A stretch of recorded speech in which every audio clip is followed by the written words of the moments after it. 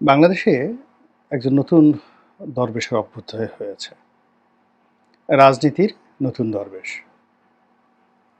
এটিকে অনেকে ছোট দরবেশ হিসেবে বলার চেষ্টা করছেন এটিকে। বাচ্চা দরবেশ বলার চেষ্টা করছেন, কচি দরবেশ বলার চেষ্টা করছেন। এর কারণ হলো এই যে নতুন যে দরবেশ, সেই দরবেশের বয়স অল্প, দাড়ি লম্বা। আগের যে দরবেশ তার দাড়ি ছিল কিন্তু এটার মতো এত লম্বা ছিল না। ২ নম্বর হলো যে আগের যে দরবেশ সে কখনো পাগড়ি পরতো না। এই যে নতুন যে দরবেশ আসছে, এই দরবেশ আ পাগড়ি পরছে। তারপর আগের দরবেশ আ একেক সময় একেক পোশাক পরতেন। কখনো কোট টাই পরতেন এবং তার একটা পাজামা পাঞ্জাবির একটা স্টাইল ছিল পলিটিক্যাল। কিন্তু এই দরবেশটার যে পোশাক আশাক এটাকে অনেকটা তাবলিগি নেসাবের যে পোশাক, ওরা যে ধরনের ঢোলা পাঞ্জাবি, পাজামা মানে পাজামা বলতে পাকিস্তানি সালোয়ার যেটা বলা হয় সেটা পরে, তারপরে স্যান্ডেল পরে। এইরকম একটা সুরত ধরে সে ঘুরে।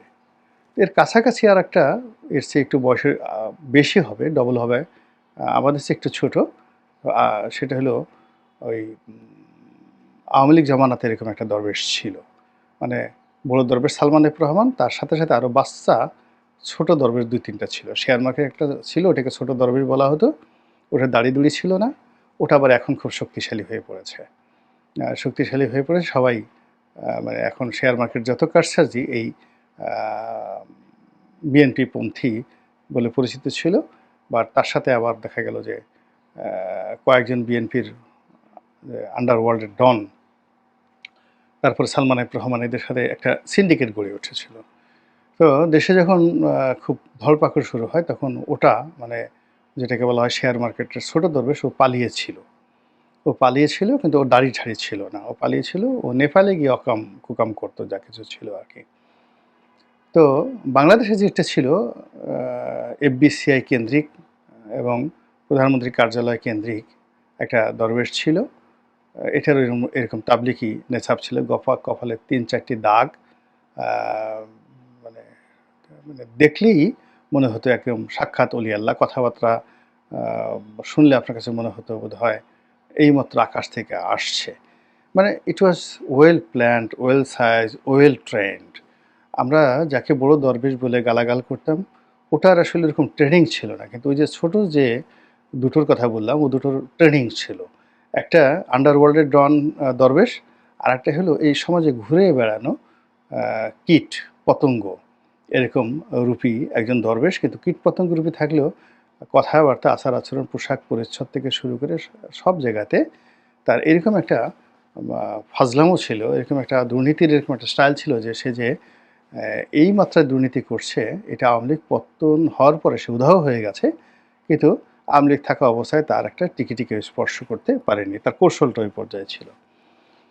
তো অতীতে সেই দরবেশদের তুলনায় যদি এই জমানাতে যে বাচ্চা দরবেশ তার অভ্যুদয় হয়েছে এবং ইতিমধ্যে আপনারা দেখেছেন তাকে সেই ছাত্রদের যে নতুন রাজনৈতিক দল সেখান থেকে বহিষ্কার করা হয়েছে এবং সে যে সকল কথাবার্তা বলেছে, টেলিভিশনে যে সাক্ষাৎকার দিয়েছে বা তার কিছু কর্মকাণ্ড ভিডিও ফুটেজ আমরা দেখেছি। এগুলো দেখলে মানে প্রথমত যে আমাদের যে রুচির দুর্ভিক্ষ হয়েছে এবং আমরা আ কোন পর্যায়ে পৌঁছে গেলে এরকম একজন নাবালক, সেই নাবালকের মুখে এক গাদা দাড়ি হয়েছে।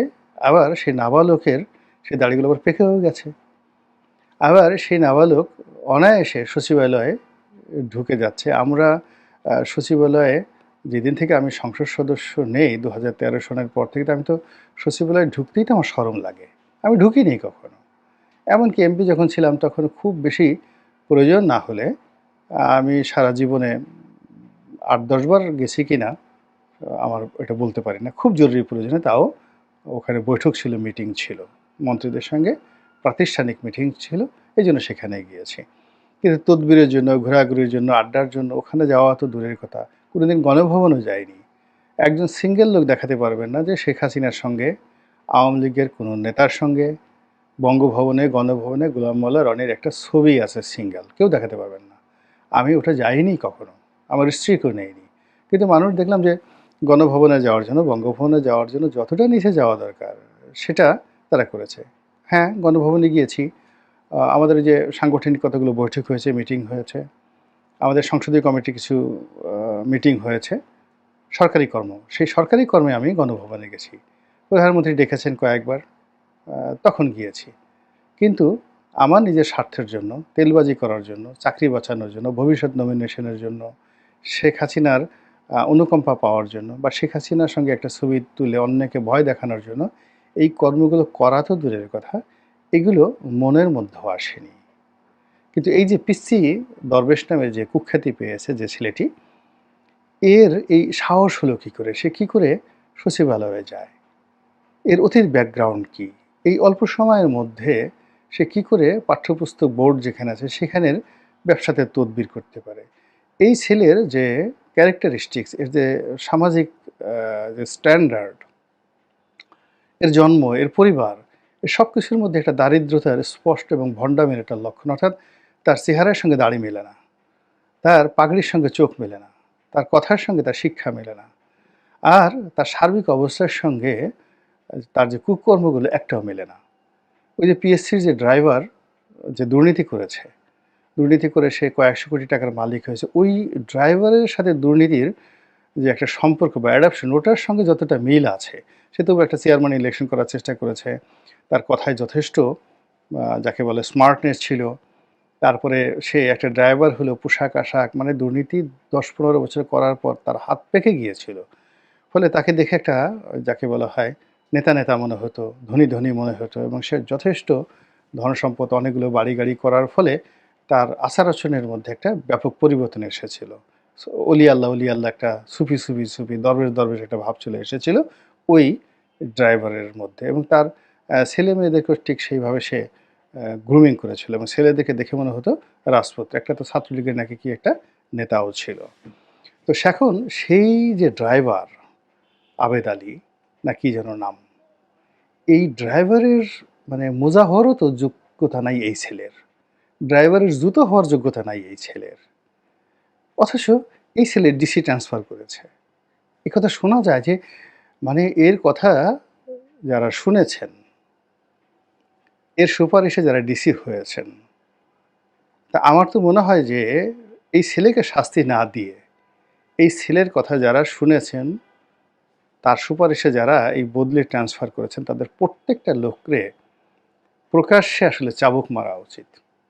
প্রকাশ্যে। চাকরি তো যাবেই, তার সঙ্গে সঙ্গে এই ছেলের কথা মতো যারা সরকারি কর্মকর্তা অপকর্ম করেছে বা করতে বাধ্য হয়েছে, তাদের সবাইকে চাপকানো উচিত।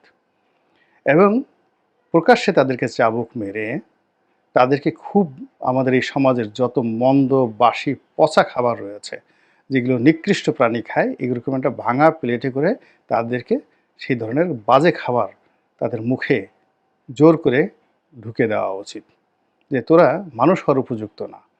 এরকম একটা ছেলের হুকুমে তারা থরথর করে কাঁপে। চাকরি কি এত দরকার? ক্ষমতা কি এত দরকার? তো সেই দিক থেকে আপনি বা আমি এদেরকে যতই বাচ্চা দরবেশ বলি না কেন, বাস্তবতা হলো ওই যে বড় দরবেশ সালমান এফ রহমান, অবস্থার দৃষ্টে এরা এই বর্তমান জমানাতে সালমান এফ রহমানের আব্বা না, রীতিমতো দাদা, দাদার মতো এরা মানে সিনিয়রিটি পেয়ে গেছে, সালমান এফ রহমানের দাদায় পরিণত হয়ে গেছে।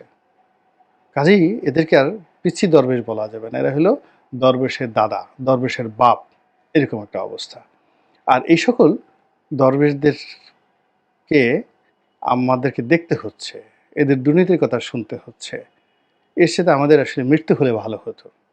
এর সে অপমান আর হতে পারে না যে আমাদের এত নৈতিক অধঃপতন, যে আমাদের এই রাষ্ট্রে আমরা কোন পর্যায়ে চলে গেলাম। আমাদের মধ্যে হঠাৎ করে যদি দেখা গেল যে একটা মুরগি, একটা ছাগল খুব শক্তিশালী হয়ে পড়েছে, সেই ছাগলটা ক্ষমতার বড় বড় জায়গাতে, মন্ত্রী এমপিদের জায়গাতে গিয়ে সে টেবিলে বসে সে বলল যে আমার পা চাটো। আর ওই যাকে ছাগল বলল পা চাটার জন্য, সে পা চাটলো, ছাগলের লেজ দিয়ে তাকে 2-3টা বাড়ি দিল, ছাগল 3-4টা গুঁতা দিল, টেবিলের উপরে মলমূত্র ত্যাগ করে আসলো, বললো যে এটা পরিষ্কারও করতে পারো, খেতেও পারো। তখন কিছু লোক করলো কি, যে ঠিক আছে, ছাগল হুজুর যখন বলছে, তাহলে আসেন আমরা একটু তার মলমূত্র লেহন করি। কেউ আবার বললো যে না, ঠিক আছে, পরিষ্কার করে ফেলি। তো এইরকম কর্মকাণ্ড শুনতে যে ঘেন্না লাগে না, তার চেয়ে এই ধরনের চেহারা সুরত দেখলে, এদের কর্মকাণ্ড দেখলে বেশি ঘেন্না লাগে। এবার আসি দ্বিতীয় প্রসঙ্গ। এই যে জাহেলিপনা চলছে আমাদের এই সমাজে, জুলুম চলছে, এগুলো দেখে কি মনে হয় না যে এই জালেমের সাথে আগের জালেম তারা ভালো ছিল? আপনি চিন্তা করতে পারেন যে সচিবালয়ে ছাত্রলীগের সভাপতি বা সেক্রেটারি, ওই সময়টাতে ধরেন রব্বানির নাম আসছে, সাদ্দামের নাম আসছে। সাদ্দাম আওয়ামী লীগ জমানাতে সংস্থাপন মন্ত্রণালয়ে গিয়ে কোনো ডিসিকে ট্রান্সফার করে ফেলেছে। এটা কি আপনারা কল্পনা করতে পারতেন ছাত্রলীগের সভাপতি কাজ করতে পেরেছে? কিংবা যুবলীগের পরশ সভাপতি, পরশ, এবং পরশ যেন তেন নন, শেখ ফজলুল হক মনি সাহেবের ছেলে, একটা বিশ্ববিদ্যালয়ের অধ্যাপক, দেশ বিদেশে উচ্চতর পড়াশোনা করে একজন মানুষ, তারপর যুবলীগের চেয়ারম্যান, শেখ হাসিনার আত্মীয়। তো তিনি